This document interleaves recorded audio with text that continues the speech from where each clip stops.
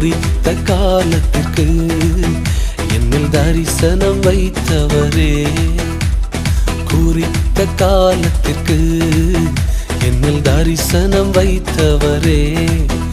அது முடிவிலே விளங்கும் பொய் சொல்லாது, அதில் தாமதம் இல்லை என்று. அது முடிவிலே விளங்கும் பொய் சொல்லாது, அதில் தாமதம் இல்லை என்று.